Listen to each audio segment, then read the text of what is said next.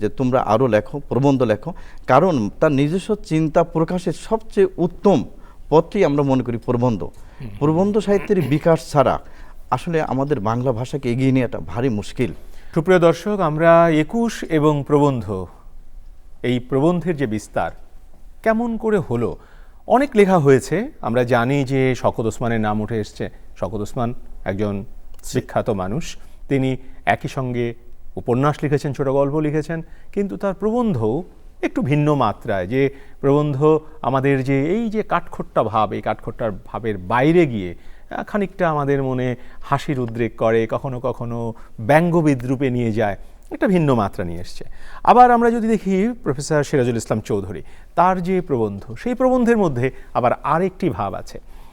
অন্যভাবে যদি দেখি যে আজকে এখানে উপস্থিত আছেন প্রফেসর হায়াত মাহমুদ, তার যে বাঙালি বলিয়া লজ্জা নাই, এই যে বাঙালি বলিয়া লজ্জা নাই, একটা বিশেষ সময়ে তিনি এই প্রবন্ধ গ্রন্থটি লিখেছিলেন, যখন আমাদের জাতিসত্তা নিয়ে নানা রকমের প্রশ্ন উত্থাপিত হয়েছিল। আসলে আমাদের এই যে এগিয়ে যাওয়াটা, স্যার আমি আপনার কাছে যদি একটু জিজ্ঞাসা করি, যারা এইভাবে এগিয়ে গিয়েছিলেন তাদের নিয়ে আমাদের কি মূল্যায়ন হতে পারে? মূল্যায়ন তো হবে তাদের রচনার পরিপ্রেক্ষিতে। এখন যারা এগুলো নিয়ে লিখেছেন তারা আমাদের সমগোত্রীয়, তাদের কাছে বাংলা ভাষা, তার মাতৃভাষা, মাতৃভাষা, মাতৃভূমি সব কিছুর সঙ্গে বাংলা জড়ানো। এইটি আমাদের সময়কার একটি সময়ের দাবি, সময়ের বাণী। আমরা যে কথা শুনলাম প্রফেসর হায়াত মাহমুদের কাছ থেকে, সেটি সত্যিকার অর্থেই ২১-এর যে ঘটনা, এটি কিন্তু রাজনৈতিক ঘটনা, আমাদের জাতিসত্তার উত্থান সেখান থেকেই। এবং এই রাজনৈতিক ঘটনা আমরা দেখব যে ধীরে ধীরে ৭১ নিয়ে এসছে। ৭১ যে হলো, তার বলা চলে যে সূতিকাগার হচ্ছে আমাদের ৫২ সাল। ৫২ সালের পর থেকেই আমরা পেলাম ৫৪, যে ৫৪ সালে যুক্তফ্রন্ট নির্বাচনে এত জয়ী হলো, এত ভোটে জয়ী হলো, এবং এর পরেই যে ৬৬, ৬ দফা, এবং তারপর গণ অভ্যুত্থান। এই যে রাজনৈতিক প্রেক্ষাপট তৈরি, এই প্রেক্ষাপট তৈরি করা, এবং বলা চলে গত শতাব্দীর ৬০-এর দশক বা ৬-এর দশক, যেটি একটি সাংস্কৃতিক বিপ্লব করে দিয়েছিল আমাদের। আমরা চায়নার সাংস্কৃতিক বিপ্লবের কথা জানি, কিন্তু আমাদের বাঙালি যারা, এই বাঙালির ৬০-এর দশকের যে সাংস্কৃতিক অভ্যুত্থান, এই অভ্যুত্থানের কথা আমরা ভুলে যাই, যেটি আছে মূলত আমাদের প্রবন্ধে লিপিবদ্ধ। আমরা সেই প্রবন্ধের কথাই শুনি। ওই সময়ে যারা প্রবন্ধ লিখেছিলেন, শান্তনু কায়সার তাদেরই একজন। ওই সময় আসলে তিনি লিখছেন মোটে, এবং তিনি যদি আমাদের বলেন যে ওই সময়ে কারা কারা লিখছিলেন এবং তারা পরবর্তীকালে কি লেখার দিকে গেছেন। আমরা এই সময়ের কথা বলার আগে বদরুদ্দীন উমরের বাঙালি মুসলমানের স্বদেশ প্রত্যাবর্তনের কথা বলছি। তিনি দেখাচ্ছেন যে বাঙালি মুসলমান এইমাত্র এর মধ্য দিয়ে স্বদেশে ফিরে আসছে। স্বদেশে ফিরে আসাটা খুব কঠিন ছিল।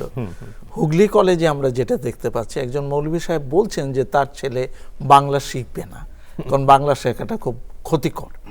সেই রকম অবস্থা থেকে বদরুদ্দীন উমর দেখাচ্ছেন, এবং সেটি বদরুদ্দীন উমর তার প্রবন্ধে বলছেন, কিন্তু বাস্তবে সেই ঘটনা ঘটছে। যেমন আমরা আবুল কাসেম ফজলুল হকের কথা বলতে পারি, তিনি আমাদের অগ্রজ বটে, কিন্তু সেই সময় তিনি যেভাবে আমাদের চিন্তাগুলোকে যুক্তির মধ্য দিয়ে সুসংবদ্ধ করে উপস্থাপন করছিলেন, তার সব কথার সঙ্গে আমরা হয়তো একমত হব না, কিন্তু সেই ব্যাপার মানে তার চিন্তার সাথে হয়তো আমরা হয়তো হায়াত মাহমুদের যে প্রবন্ধের কথা বললেন, বাঙালি বলিয়া লজ্জা নাই, এইটা মানে খুব ক্ষোভ থেকে লিখেছে এসছে। এবং রবীন্দ্রনাথ যে নন ফিকশন রাইটিংস এত প্রবন্ধ তিনি লিখেছেন, এবং তার সমগ্র রচনার যদি আমরা হিসেব করি, অন্তত সংখ্যাতাত্ত্বিক হিসেব, তাহলে দেখা যাবে রবীন্দ্রনাথের প্রবন্ধের সংখ্যাই বেশি। এই কাজটি তিনি করলেন কেন? কারণ তিনি জানতেন জাতিকে প্রস্তুত করতে হবে। এবং রবীন্দ্রনাথ কিন্তু এক জায়গায় দুঃখ করেছেন, বাঙালির বা বাংলা ভাষা রাষ্ট্র ক্ষমতার অধিকারী হবে কিনা। তিনি খুব দ্বিধার সঙ্গে এই কথা বলেছেন। আজকে গণপ্রজাতন্ত্রী বাংলাদেশের মানুষ হিসেবে আমরা বলবো যে কবির আকাঙ্ক্ষাকে আমরা সত্য প্রমাণ করেছি। বাঙালির অনেক ত্রুটি থাকতে পারে, কিন্তু বাংলাকে রাষ্ট্র ক্ষমতার অধিকারী করেছে।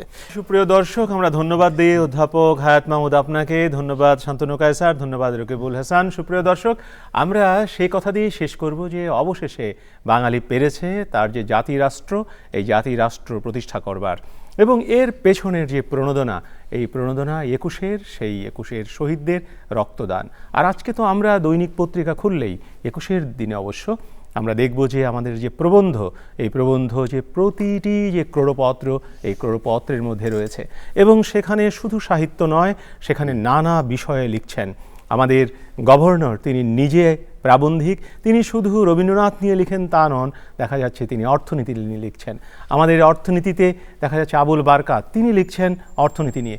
অতএব আমরা বলতে চাই যে প্রবন্ধের প্লাবন দেখা দিয়েছে, এবং সত্যিকার অর্থেই একটি জাতি রাষ্ট্রকে উন্নত রাষ্ট্র হিসেবে গড়ে তুলবার প্রত্যয়ে আমরা শুধুই আমাদের প্রবন্ধ সাহিত্যে সীমাবদ্ধ রাখছি না, সেটিকে ছড়িয়ে দিচ্ছি আমাদের চিন্তার নানা মাত্রায়। এই মাত্রা অব্যাহত থাকুক, এই মাত্রা আপনারা ছড়িয়ে দিন দিক থেকে দিগন্তে, আর তখনই আমাদের শহীদদের আত্মা শান্তি পাবে, বাংলাদেশ সুপ্রতিষ্ঠিত হবে তার আদর্শ নিয়ে, যে আদর্শ নিয়ে 1971 সালে শহীদেরা রক্ত দিয়েছিলেন, যে আদর্শের কথা ভেবে 1952 সালে শহীদেরা রক্ত দিয়েছিলেন। আজকের আমাদের আয়োজনের সঙ্গে থাকবার জন্য আপনাদের অনেক অনেক প্রীতি শুভেচ্ছা জানাই, এবং আবার শ্রদ্ধা জানাই 21-এর শহীদদের। ভালো থাকবেন সবাই, ধন্যবাদ।